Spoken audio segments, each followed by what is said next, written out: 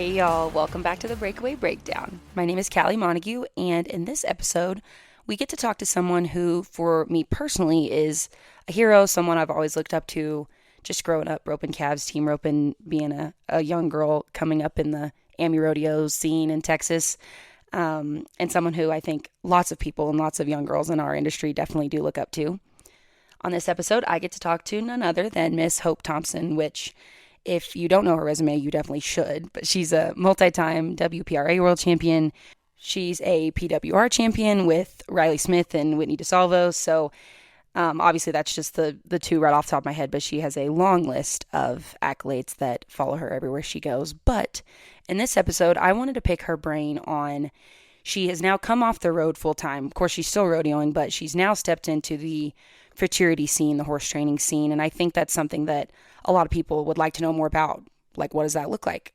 Now that rodeos are there, more and more rodeos are included in the breakaway, and obviously we get to go to the finals in December in Fort Worth. But what does it look like to go from somebody that went from rodeoing full time to now stepping into the training scene? And she's always trained great horses. Obviously, if you know, she talks about her mare Inc. and how much that horse changed her life, and she's always been backed with some great horsepower, but just putting more of her focus into that and the journey that's been. So we got to pick her brain about that.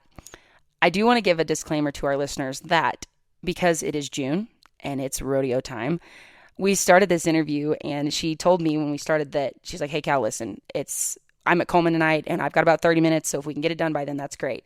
And then in true podcast fashion, we just got to talking and we got about halfway through kind of the questions I wanted to ask her. And then she's like, "Hey, I got to go run this calf. I'll call you later." And so if you hear a little bit of change in the audio, that would be why, because she went and roped a calf at Coleman and then we had to come back later and wrap up wrap up the rest of the interview. So just wanted everybody to know we do our best to get these awesome people in front of you and get them on the mic, but sometimes it happens on the road. Sometimes it happens as they're loping their horse around to get ready to run one. So that's my disclaimer.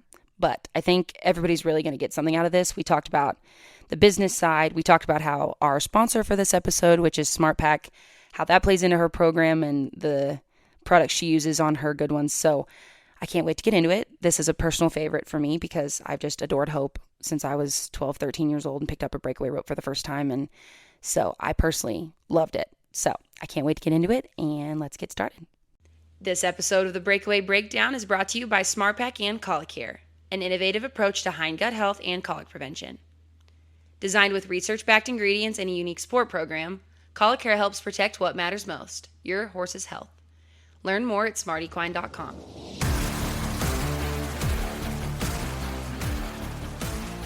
Let's start off with, you've got 4 WPRA world titles, is that right?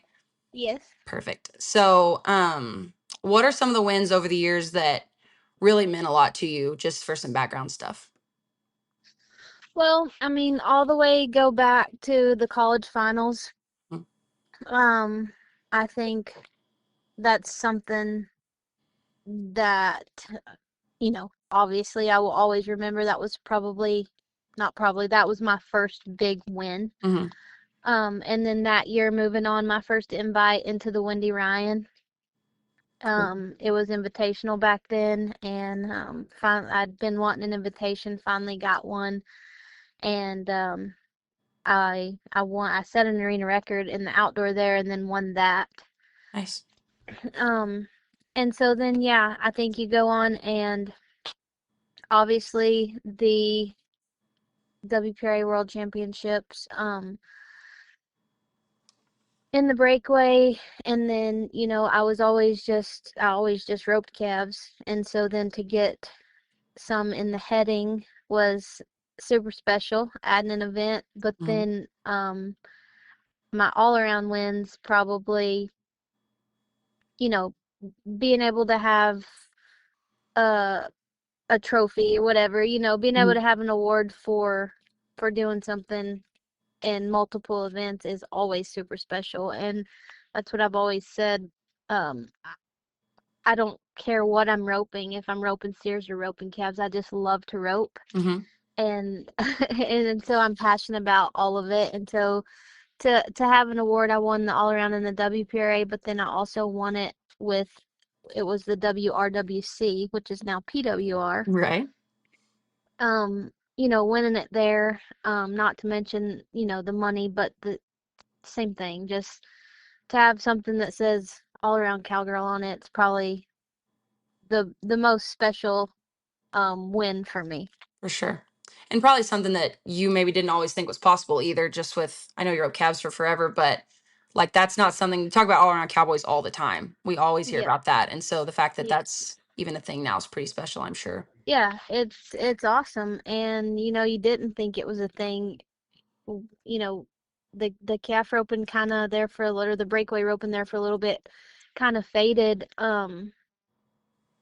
because you couldn't really get past an amateur level, Right. as far as what you competed at. And so we could rope steers as women Hmm. at the World Series jackpots because that paid so much money. Hmm.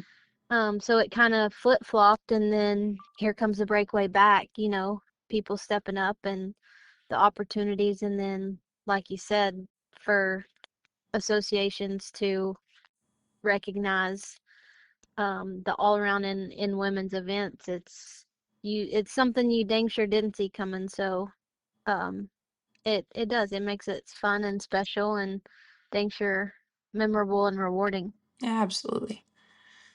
Absolutely. And so then I know we have a story on it on BRJ, and I remember, this is just a personal thing. I remember me and Dad had a horse with you when you got in your accident in 2017.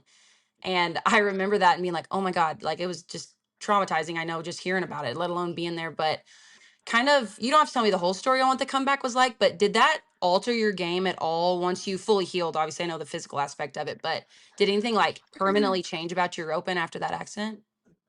In 2017 is whenever I was tying down calves and I Hmm. broke my ankle. Right.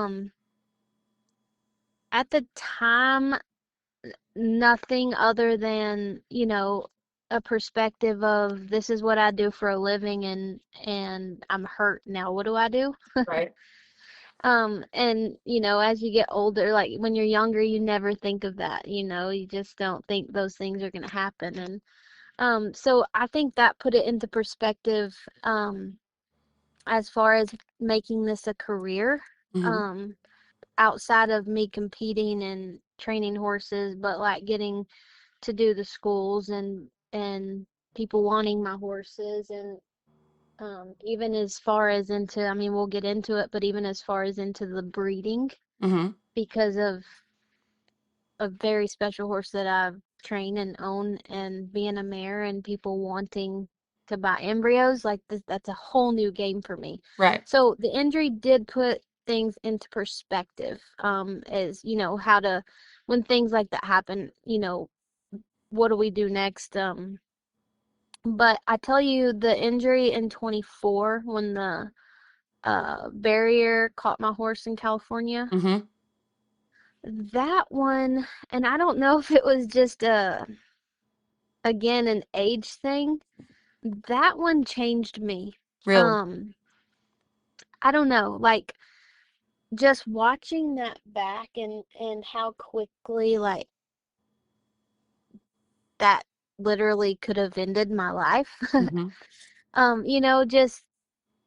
Just watching it back, and I was fine. I'm fine, but like as easily as I was fine, I could have not been like Right. that fast. And it took me a while. I don't know if I'm totally over it. Not in the competing standpoint, thinking the barrier's gonna catch me, nothing like that. But I I riding other people's horses, riding my own horses, riding young horses where I used to not have any sort of fear about me. Right. If they jumped or bucked or spooked, or I found myself after that injury always like feeling and like what could happen. And I am steadily to this day trying to get over that. Wow. Yeah, I can only Um, talk about perspective. Like yeah, it's not even yeah, not so much like oh now now what am I going to do? It's like, man, do I even want to do that ever again because it was so scary? Like, I'm sure that's a talk about perspective change. Goodness gracious. Yeah, it was just I don't know, it was weird. It hit me different. I mean, I don't know why. Other than just, yeah, how fast that really could have changed a lot of people's lives and ended mine. And I'm thankfully I'm okay. And but it's just like, man, you know, I don't know, grateful for each day and getting to do something that I love to do and make a living doing it, you know? For sure. So then now, flash forward a little bit, and I know that we're not rodeoing full time and things do look a little different. So for those that don't know and that haven't read anything that we've done on you here lately, how does life look different? What does it look like these last couple Well, of years? you know, I kind of I kind of battled back and forth for a little while, trying to, I guess, like make grown-up decisions on what do I want to do. Hmm. I love competing. I love it so much. I love the rodeos. I love the crowd. I love the atmosphere, being gone, with my friends, and I do. I love it so much, and I'm not giving that up. I don't want to give that up. It's not that. It's just I've prayed about it, and I've, just trying to find this path. Like, if our NFR looked different, Hmm. um, and don't get me wrong, like, huge opportunities. I mean, the American, the PWR, the rodeos, Right. the rodeo committees, like, you can win a ton at the rodeos, but at the end of the year, if our NFR looked different, my decision would maybe look different Hmm. right now. Right. Um, but it our NFR doesn't look different yet. I'm thankful for everything and every step forward, all the things. Like, I'm not bad now than anything, but Right. our end game just isn't what everyone else's is. And so, um, just kind of getting my foot in the door. I jump rode some futurity horses, and I loved still getting to compete. Um, but I I was like, man, this would be really cool. This would be really rewarding, someone judging a product that you started, Right. you know? And it's something I was like, man, I just want to do this. And so um Larry D helps me a bunch and supports me, and Cindy with the animal and finding some good product to start with. And so I got my foot in the door and trained some, and I feel that they're making really good horses and had some success. And I was like, man, I still get to compete. Hmm. I There's a lot of money in it with the For Old sure. West and the Gold Buckle and the Royal Crown and all the stud incentives that these owners, invest into. Um, it's just, I don't know, it was just like a big girl decision. I'm at a rodeo right now. Like, I'm Mm. not gonna not rodeo, Right. Of course. and I don't want to get out of a rodeo competition mode if things did look different Hmm. Of for our end game. Like, I don't want to be unprepared. course. Um, and who's said, who's to say, like, if I through a qualifier got into the winter rodeos and had a heck of a winter, would I go ahead and take advantage of that? Yeah, Yeah. Absolutely. absolutely. But um at the same time, if I'm going to make the decision to have these young horses and have owners trust me with them, trust myself with them, like, have me being an owner, I don't have anyone at home training them or riding them or keeping them going for me to be gone. Right.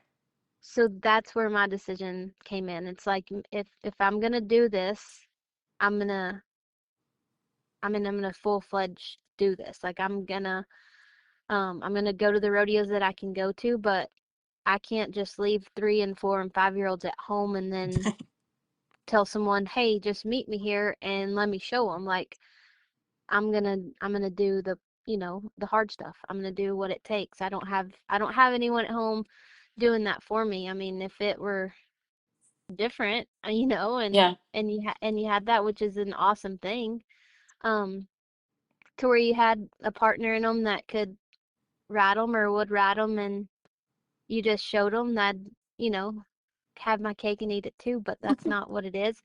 And honestly, I love that. I get to take credit, when they're hmm really good, and I take credit when they're not because I'm the one that's doing it. So for sure. So now that you've kind of made the shift into, and again, I know you're not done rodeoing, but you're kind of in the middle where you're doing a little bit of both. What, how has the definition of success or like a successful year changed now that you're not rodeoing full time and you're doing the fraternity deal? Is that different, or do you still kind of judge it the same way, or does that, what you call a successful year, a successful time, has that changed at all? I just feel I I feel like I'm setting myself up for success, if hmm that makes any sense at all. Rodeoing is full time or even enough to get into the limited stuff is still a full time job because it's so tough. For sure. It's so expensive. I mean, the Oh horses my are a goodness. 100,000 plus, and you're gonna have two or three. Um, the diesel, the rig, It's all of crazy. that, and that's what I'm saying. You invest all of that with not much end game. Yep. And where I feel I'm trying to set myself up for success is I want to be the person that starts with a good product, but then I sell those horses for 100,000+ Right. after I get to rope for, I mean, I don't know, like, let's just say 20,000 at every futurity on the low end. Right. Um, and the Old West, I mean, 100,000. Some of them eligible for 1 million. Mm-hmm. So I guess that's where it looks different. I just want to you know, set myself up for that, and not taking away from the rodeo and the people who do it. Of course. I love it. I give them credit for doing it, and props to them. But in my mind and where I'm at in this stage, like that's what I'm saying. Like I'm not saying, because I don't ever want to take it away. I'm not saying I won't be that person again. Right. But it's just it'll look different. It'll be, you know, I got into them, and I'm winning, and it's like I need to keep going and take advantage of that. If it looked like there was a gold buckle in my future, I'm definitely gonna not do it. Right. But until then, I'm gonna go where I can, and I'm gonna train horses.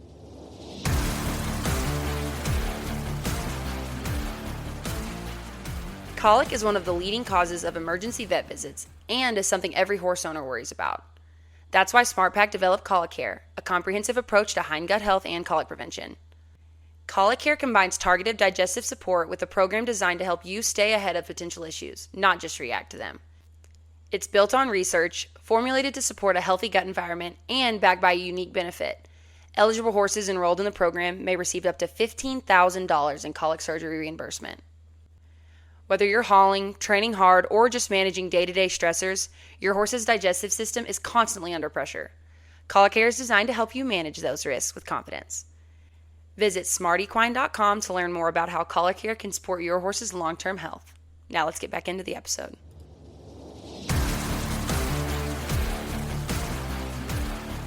So let's get technical for a second.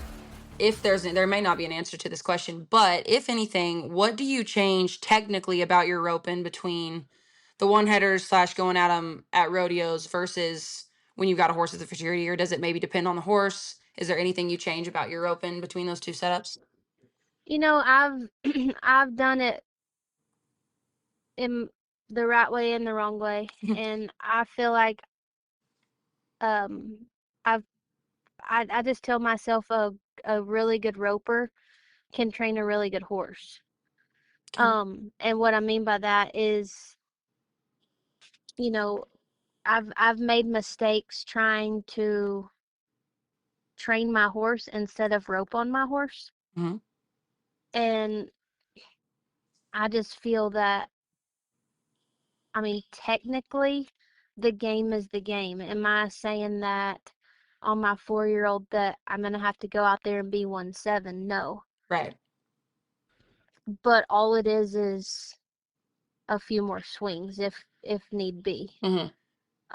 But technically, no. I feel that the job is the job. The run all starts in the box, scoring, using your horse and using your rope. And I don't. I used to. I used to think different. Right. Um, and I would compete different than I trained, and I feel that that got me in a bind.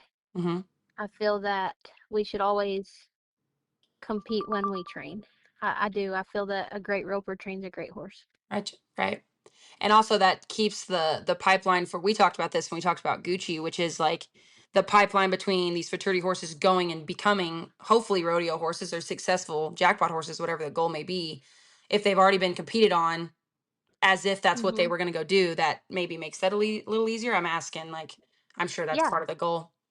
No, I think 100%. I think that um each horse their own, Of in course. Gucci's in her, like, for her, I think that that horse um is gonna have a bright future in the show horse world. Hmm. But I also think that she has the mind to be, a competitive rodeo or jackpot horse too For sure. when that day comes. And then, I've got some that are 5 years old that I didn't show as a 4-year-old and still haven't shown them in the 6 and under, Hmm. um, because I don't feel that they're ready. Right. And so I think each horse, tells us that and knows when they're ready. And, some of them, um, may not make it, but I feel it dang sure sets them up, to have more of an opportunity than not For when sure. they've already, been under the pressure and competing, um, than ones that haven't. For sure. So you mentioned earlier on the breeding side, you've kind of gotten into that with the mare that you love. Tell me about her a little bit, if you don't mind. Yeah, Super Chrome Ink is her name. We all know her as Ink. We do. She's I think way more people know Ink than they know me, or if they know me, it's because of Ink. But yeah, I got her. She was in a cutting program. She was 3 years old, and we got a call from a girl that told us we should probably go over there and look at her. And when we went over there, of course, we looked at her, and then I think bought 11 or 12 that day, all Nice. like, half siblings. So Right. by that same stud, Starlight Gypsy. And the reason I got Ink, not only did I pick her, but she bucked. Okay. And I went over there with Larry D, and Larry D by this time wasn't gonna ride one that bucked. And Hmm. so I thank Ink every single day now for wanting to be a little Bucky, Hmm. because that's the only way that I got her. Oh, how And funny. um, yeah, I think she's what made me really fall in love with and want to become a horse trainer, Very cool. because I got to start from scratch, and she taught me just as much as I taught her, and she wanted to be a great horse, and she became a great horse. And now we're hopefully she's not hopefully she still goes a little bit, but Hmm. we've gotten a couple babies, and hopefully we get quite a bit more. Yeah, that's awesome. I don't know you because of her, but I know you right alongside her. So There you go. yeah, I sure remember. You can't forget her. No, Can't forget her. she's great. So let's talk about in the training process, so we don't have to go super in depth, but just so like so say there's a young girl that kind of wants to be handy with one and is looking at maybe following along same footsteps, right? What Hmm. are some deciding factors or what are some things you look for when you're evaluating a young horse for a potential prospect? What are some things that you're looking for in the horses you're bringing into your program? Well, anymore now with the first thing is uh that's became super important is making sure that they're eligible. Okay. Um, Obviously, just because I mean that's what you the money that these stallion owners are putting in the incentives. I mean it's like double dipping. Right. And so you dang sure I mean want to make sure if you're training a horse to show, I would dang sure make sure they're eligible. Hmm. Um, and then I mean pretty always helps, but I especially like training horses, I would take a great mind over a whole lot of talent any day. Yeah. I love just a great minded on your team, not looking for a way out, but on your team horse. And then of course, I'm big on like the fast-footed, short-strided. Even on a head horse or a bigger horse, Hmm. I still want them fast-footed and short-strided. Hmm. But that's me personally. That's not a knock if they're not, because some people with their swing and they want more of a longer strided horse. Right. But yeah, I go for the mind. I love one to have a good mind and want to be on your team. And other than that, and I'm like we talked about, I I'm not the person to go and get your horse super broke. So when I go look for them, I already want them doing that stuff. Like Right. I want them moving their feet, turning around, able to stop, all Yeah. of that stuff. And so, I like them light on the bridle, not hiding, but you know, Hmm. behind it or over it, just light on it. And yeah, that's the stuff I look for. Perfect. And then what is something you're looking for? So say you get them, you've had them for maybe 30 days. What's kind of a part of the run? So whether that's like scoring when they've kind of got in the ground, started stopping hard, like what's something that you would consider, I'm going to say a turning point for lack of a better word, but what does that look like in your program where you're like, man, if they've got these things, I can Hmm. by then kind of judge if they're going to be something by then or not. Yeah, I think once they finally, like, I can tell, obviously, like how cowy they are. Hmm. Like once we get them tracking around and on a cow, how cowy they are and willing, to follow. And then I think getting them through, uh, some horses, scoring is huge for me. Hmm. I take a lot of time in there, and so I guess you just know right away, like their mind. I mean, I'm not saying that you can make one not score, Right. but there's just a feel for a horse that just wants to score. And then, of course, you don't want to mess that up. Um, but yeah, like when you get one, I mean, Gucci to me is a perfect example. Right. That I mean, I'm not saying she is the most talented 4-year-old in the field, but she wants to score. She wants to go to the cow, and then like the other stuff, like you can train them to do. You can Right. train them to stop. She wants to have timing.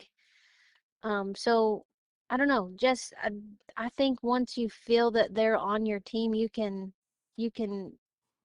get them to do any of that other stuff. For sure. So speaking of Gucci, I remember when we talked, you mentioned that y'all were kind of team roping on her, kind of had her in that side of things at the beginning. Do you think it's always beneficial to do both until they kind of decide their fate and tell you which one they want to be better at? Do you think that's always the case, or is that kind of a case by case basis? I think I think you can, with the size and a feel, you kind of always know what you'll need them to do. Right. But I always start, like, I'll track a calf, like, just get them, like, loose in the arena, like, just track one and get them tracking. Mm-hmm. And I always start on a calf, even on the head horses, because I can get them to shorten their stride. They have to stay behind them, Mm-hmm. get them to shorten their stride and pick up timing, to stop. Um, but yeah, I don't think it's bad at all. I will a lot of times, just like we talked about on Gucci, put them on the head side. I can put those score lanes up and get those big trainer steers because you can keep them so long, Right. and just steer stop and stuff like that. I think it's great for them to do. A lot of people ask me, um you're not afraid to head on your calf horses, or um because of where they run, and I guess ducking and stuff like that. And they're so smart. I mean, Right. you're in a totally different box. They know. Of course. They 100% know. So, I mean, that's where you can tell right away, like, if something like that is gonna blow their mind or mess them up, they're not on your team. Right. So yeah, I do. I think it's beneficial. I mean, we train them. That's what I said. We're gonna take credit for the good and the bad as the trainer, and um, I don't think anyone should let it get in their head that doing something like that is gonna mess them up. I think that it's great for them because, I mean, they're, what do they call it? The horses are herd animals and they have a leader, right? And Right. so that's how I feel. I mean, that's what we are as horse trainers, and they're to go and do what we ask them. So I do. I think it's a great thing to go and do both. It's what I said. Just because I'm heading or steer stopping or running them from the head box doesn't mean that I think that this horse is going to be a head horse. I knew Right. Gucci was not going to be a head horse. She's 14 hands tall. Like, Right. I knew she wasn't going to be a head horse, but we got her tracking calves and thinking of stopping and gathering up. So, like, what's wrong with just putting her in the head box, no pressure, trainer steers, and letting her go collect and hold the steer and steer stop some steers. So yeah. For sure. Well, it also gets them to where like nothing, I'm assuming, gets them to where less and less gets to their head. You know what I mean? Where if Sure. they're in a situation where things maybe need to change and it's not such a brain frying experience, I would think, when you're just doing a little bit of everything on them. Yeah, and just changing it up. I mean, not Hmm. letting them, don't let them get bored. Don't let them get in a routine. I feel that a lot of horses, have a routine, and when you disturb that routine, it, Hmm. like, bothers them. For sure. Well, I mean, there really is no routine, like, other than we have a rope and we're gonna rope something, but we're gonna change it up, Yeah. make it fun. Make it fun. How important is it? So, like, we'll use Miss Cindy for an example, to have a client like that buy into your program and to have people that believe in your program like that. Talk to me kind of about that relationship and what someone like that means for a program like yours. When we're using Miss Cindy as an example, it's amazing. Hmm. She, you know, like you said, just the first and foremost, she is an amazing person and a great friend. Hmm. And so she trusts me. I trust her, and so, like, she leaves all of that when they come to my program, like, it's all left up to me. Yeah.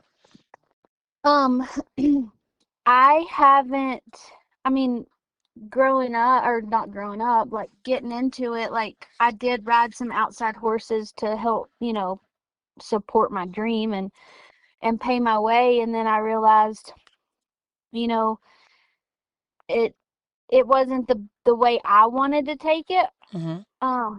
Getting paid to ride other people's horses and then they get the finished product. I learned quickly, like, I love training them and I love getting to that product, but I want to do my own. Right. And so having a partner like Cindy is just, like I said, it's amazing. It's super beneficial because there's not many that you get to have them as your own. Right. Um, and do with them as your own. And she loves horses. She loves the industry.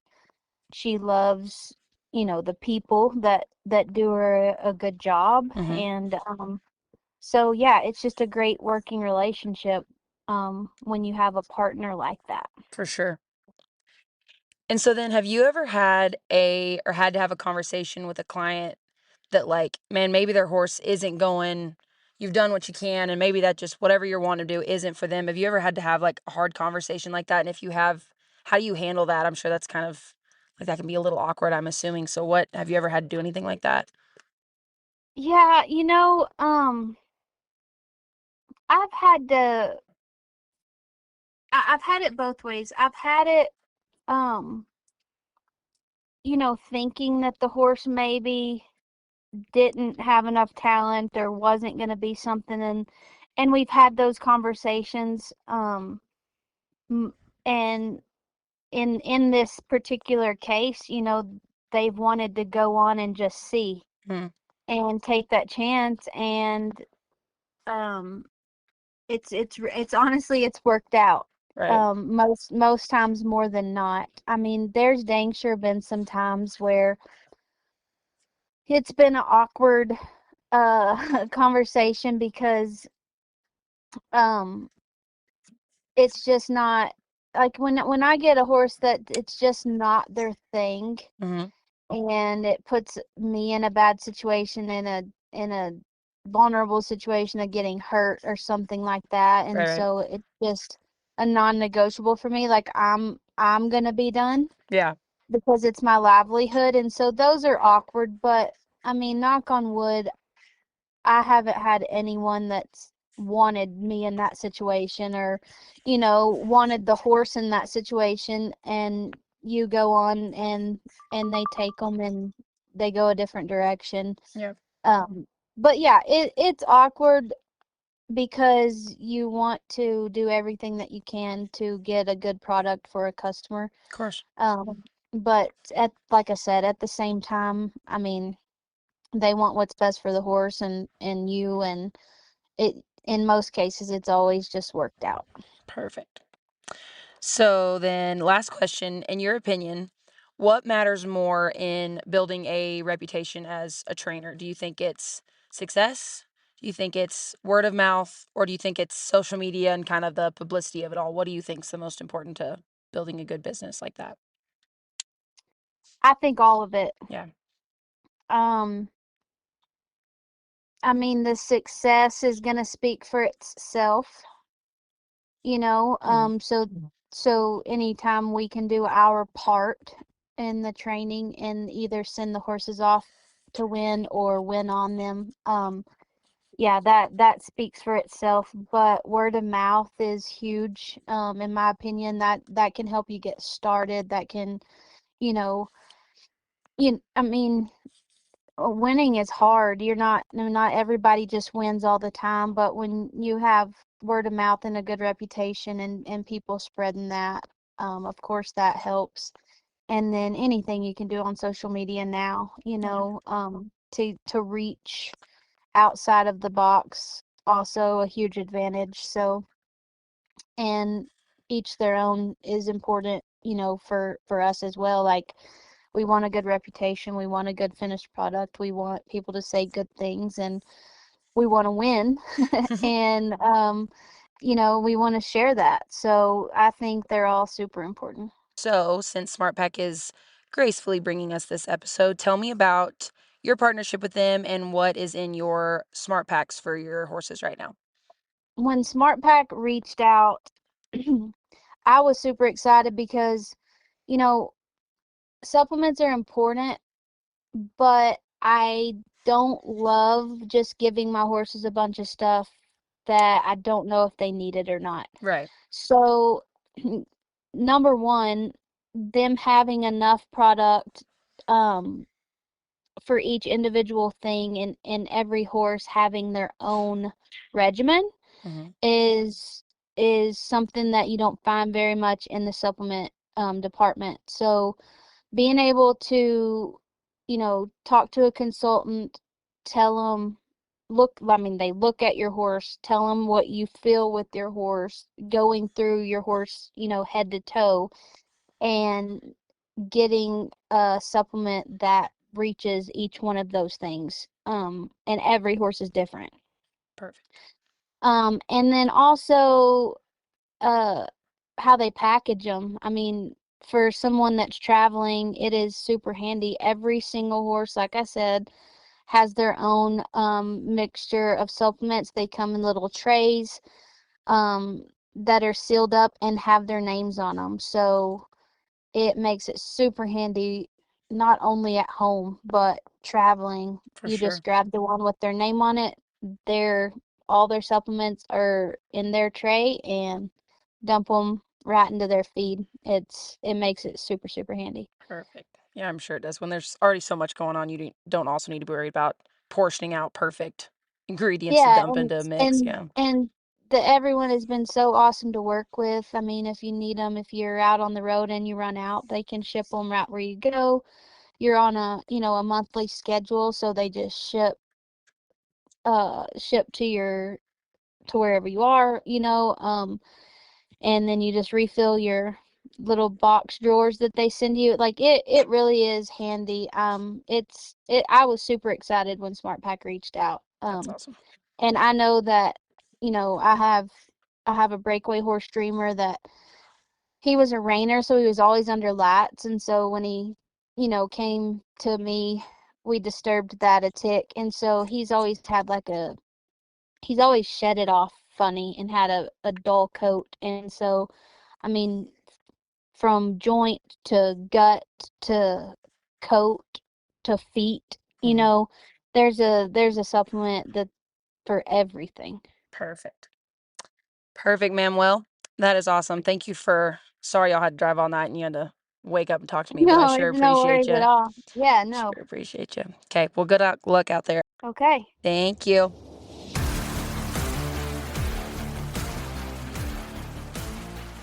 Alrighty, everybody. That does it for this episode of the Breakaway Breakdown. I hope everybody enjoyed getting to listen to me and Hope's conversation today. I know like I said in the beginning, she's been a hero of mine for years. So just to get to talk to her was extremely special for me. And I think Hope's the kind of person that whether you're a breakaway roper or not, doesn't matter what walk of life you come from. I think she's the kind of person that you can pick something from what she says just because of how she breaks it all down and the way she looks at life and her operation and getting to live the life that we do. I think is something sure special that anybody listening can really take something away from. So I hope you enjoyed it. I will also use this outro as a way to sign off and say happy trails for the official last time on the Breakaway Breakdown for me. If you haven't already, Hannah Wheeler, who does the tie down breakdown, and I introduced our newest member of the team and the now official queen bee over at the Breakaway Rope and Journal, which is Mrs. Blake Ramsey, none other. Blake and I are dear friends. We've been friends since we were in college. We college rodeo together at West Texas A&M, and so we've come full circle for sure now, landing back here and all working together. But we have handed her the reins, and she will be getting on the mic and talking to all the people and telling all the stories for y'all. And I'm super excited for her. She's a hustler. She works so hard, and she definitely deserves to get to have her voice heard. So, Blake, if you're listening, congratulations, my dear. You are going to do a fabulous job, and I cannot wait to listen. And for all of our listeners, get excited because we have a new Breakaway Breakdown host coming at you here shortly. I think she is kicking it off next week in Utah with all of our Old West winners. So I'm super excited for her to get to talk to all the winners, talk to all the people. She loves to tell stories. She's a fabulous storyteller. So I think y'all are going to really enjoy that. But as for me, I have concluded my time here. I'm sure I'll pop back in if an interview turns out great or something, and I'll have Blake be like, hey, by the way, Callie's back. Sorry about your bad luck. But until then, this is my official signing off. I've had a blast. I hope everybody enjoyed it, and we will see you sometime down the road. Thanks again to SmartPack and Colicare for sponsoring this episode of the Breakaway Breakdown. If you're looking to take a proactive approach to your horse's digestive health, check out Colicare at smartequine.com.